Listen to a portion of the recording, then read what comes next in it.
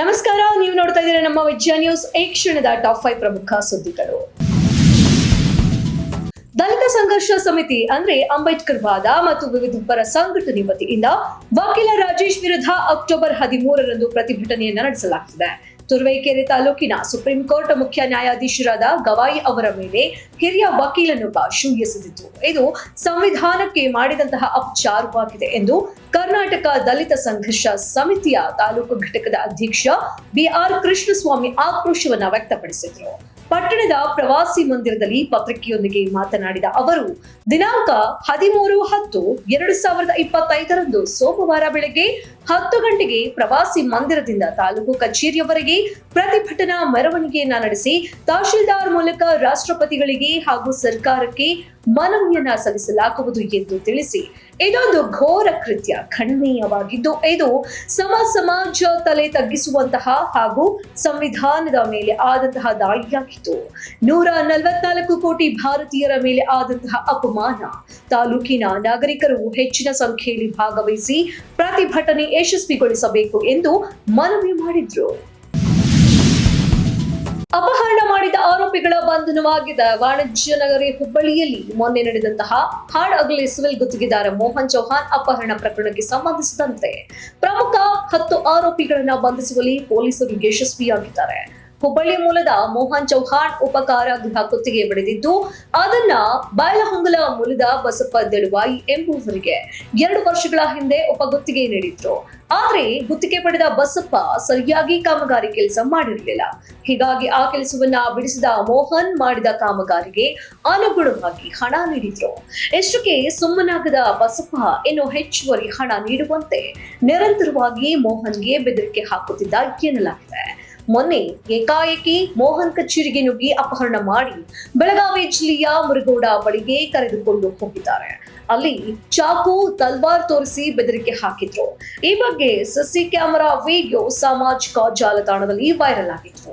ಅಲ್ಲದೆ ಈ ಬಗ್ಗೆ ಗೋಕುಲ ರೋಡ್ ಪೊಲೀಸ್ ಠಾಣೆಯಲ್ಲಿ ದೂರು ಸಹ ದಾಖಲಾಗಿತ್ತು. ಹೀಗಾಗಿ ವಿಶೇಷ ತಂಡ ರಚನೆ ಮಾಡಿದ್ರು. ಆರಂಭದಲ್ಲಿ ಹುಬ್ಬಳ್ಳಿ ಹೊರವಲಯದ ತಾಳಿಹಾಳ ಬಳಿ ಆರೋಪಿಗಳು ಪತ್ತೆಯಾಗಿದ್ದರು. ಇವರನ್ನ ಹಿಡಿಯಲು ಹೋದಾಗ ಪೊಲೀಸರ ಮೇಲೆ ವಾಹನ ಹತ್ತಿಸಲು ಮುಂದಾಗಿ ಅಲ್ಲಿಂದ ತಪ್ಪಿಸಿಕೊಂಡಿದ್ರು. ಆರೋಪಿಗಳ ಬೆನ್ನು ಹತ್ತಿದ ಪೊಲೀಸರು ಧಾರವಾಡ ಬಳಿ ಆರೋಪಿಗಳನ್ನ ಸೆರೆ ಹಿಡಿದಿದ್ದಾರೆ. ಇನ್ನು ಬೆಳಗಾವಿ ಬಳಿ ಅಪಹರಣಕ್ಕೊಳಗಾದ ಮೋಹನ್ ಚೌಹಾಣ್ ನನ್ನು ರಕ್ಷಣೆ ಮಾಡಿದ್ದಾರೆ.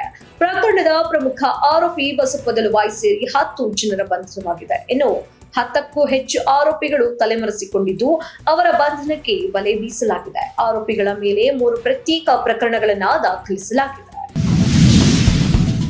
ಮತ್ತಷ್ಟು ರಂಗು ಪಡೆದ ಬೆಳಗಾವಿ ಡಿಸಿಸಿ ಬ್ಯಾಂಕ್ ನಿರ್ದೇಶಕರ ಚುನಾವಣೆ. ಜಾರಕಿಹೊಳಿ ಫೈನಲ್ನ 7 ಅಭ್ಯರ್ಥಿಗಳು ಏಕಕಾಲದಲ್ಲಿ ನಾಮಪತ್ರವನ್ನ ಸಲ್ಲಿಕೆ ಮಾಡಿದ್ದಾರೆ. ಬೆಳಗಾವಿ ಡಿಸಿಸಿ ಬ್ಯಾಂಕ್ ಕೇಂದ್ರ ಕಚೇರಿಯಲ್ಲಿ ಸಾಮೂಹಿಕ ನಾಮಪತ್ರ ಸಲ್ಲಿಕೆಯಾಗಿದೆ. ಶಾಸಕ ಬಾಲಚಂದ್ರ ಜಾರಕಿಹೊಳಿ ನೇತೃತ್ವದಲ್ಲಿ 7 ಅಭ್ಯರ್ಥಿಗಳು ನಾಮಪತ್ರವನ್ನ ಸಲ್ಲಿಕೆ ಮಾಡಿದ್ದಾರೆ. ನಂತರ ನಿಪ್ಪಾಣಿ ತಾಲೂಕಿನ ನಿರ್ದೇಶಕ ಸ್ಥಾನಕ್ಕೆ ಅಣ್ಣಾಸಾಬ್ ಜೊಲ್ಲೆ, ಬೈಲಹೊಂಗಲ ತಾಲೂಕಿನ ನಿರ್ದೇಶಕ ಸ್ಥಾನಕ್ಕೆ ಮಹಾಂತೇಶ ದೊಡ್ಡಗೌಡರ್, ಖಾನಾಪುರ ತಾಲೂಕಿನ ನಿರ್ದೇಶಕ ಸ್ಥಾನಕ್ಕೆ ಅರವಿಂದ ಪಾಟೀಲ್, ಸವದತ್ತಿ ತಾಲೂಕಿನ ನಿರ್ದೇಶಕ ಸ್ಥಾನಕ್ಕೆ ವಿರೂಪಾಕ್ಷ ಮಾಮನಿ, ರಾಯಭಾಗ ತಾಲೂಕಿನಿಂದ ಅಪ್ಪ ಸಾಹೇಬ್ ಕುಲಕುಡೆ, ಯರಗಟ್ಟಿ ತಾಲೂಕಿನಿಂದ ಶಾಸಕ ವಿಶ್ವಾದ ವೈದ್ಯ ನಾಮಪತ್ರ ಸಲ್ಲಿಕೆ ಮಾಡಿದ್ದಾರೆ. ಕಿತ್ತೂರ ತಾಲೂಕಿನಿಂದ ವಿಕ್ರಮ ಐನಂದಾರ್ ನಾಮಪತ್ರ ಸಲ್ಲಿಕೆ ಮಾಡಿದ್ದಾರೆ.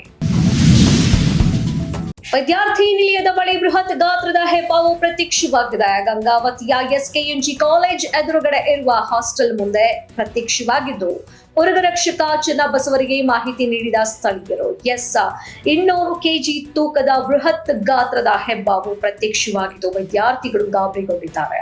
ಬರೆಗೈನಲ್ಲಿ ಹಿಡಿದು ಅರಣ್ಯ ಸಾಹಸ ಪ್ರದರ್ಶನ ಮಾಡಿದ್ದಾರೆ. ಚನ್ನಬಸಪ್ಪ ಹೆಬ್ಬಾವನ್ನ ಅರಣ್ಯ ಇಲಾಖೆ ಅಧಿಕಾರಿಗಳಿಗೆ ಒಪ್ಪಿಸಿದ್ದಾರೆ. ಉರಗರಕ್ಷಕ ಚನ್ನಬಸಪ್ಪ ಹೆಬ್ಬಾವನ್ನ ಸುರಕ್ಷಿತ ಸ್ಥಳಕ್ಕೆ ಬಿಟ್ಟು ಗಂಗಾವತಿ ಅರಣ್ಯ ಇಲಾಖೆ ಸಿಬ್ಬಂದಿಗಳು ವಾಪಸ್ಸಾಗಿದ್ದಾರೆ. ಧರ್ಮಸ್ಥಳ ದೌರ್ಜನ್ಯ ವಿರೋಧಿ ವೇದಿಕೆ ಅಕ್ಟೋಬರ್ 9ರಂದು ರಾಜ್ಯಾದ್ಯಂತ ಕರೆ ನೀಡಿರುವ ಸೌಜನ್ಯ ದಿನ. ನಿನ್ನೆ ಉಡುಪಿ ಹಳೆ ಕೆಎಸ್ಆರ್ಟಿಸಿ ಬಸ್ ನಿಲ್ದಾಣ ಬಳಿ ಸೌಜನ್ಯ ನ್ಯಾಯಕ್ಕಾಗಿ ಮೊಂಬತ್ತಿ ಹಿಡಿದು ಪ್ರತಿಭಟನೆ ನಡೆಸಲಾಯಿತು.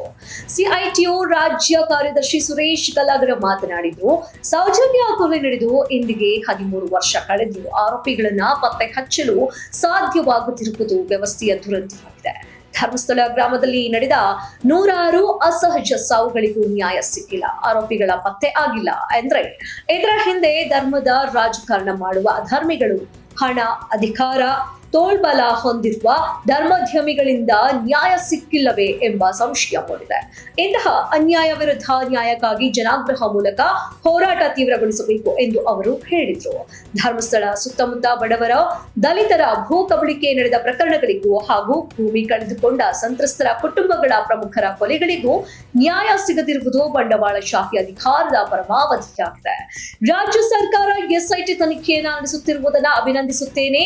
ಆದರೆ ಎಸ್ಐಟಿ ವಿರುದ್ಧ ಷಡ್ಯಂತ್ರ ಕೆಲವು ಸ್ಥಾಪಿತ ಹಿತಾಸಕ್ತಿಗಳು ಮಾಡುತ್ತಿದ್ದು, ಎಸ್ಐಟಿಗೆ ರಾಜ್ಯ ಸರ್ಕಾರ ಬಲ ನೀಡಬೇಕು. ಅಲ್ಲದೆ ಧರ್ಮಸ್ಥಳದಲ್ಲಿ ನಡೆದ ಎಲ್ಲಾ ಪ್ರಕರಣಗಳನ್ನು ಎಸ್ಐಟಿಗೆ ವಹಿಸಬೇಕು ಎಂದು ಅವರು ಆಗ್ರಹಿಸಿದರು.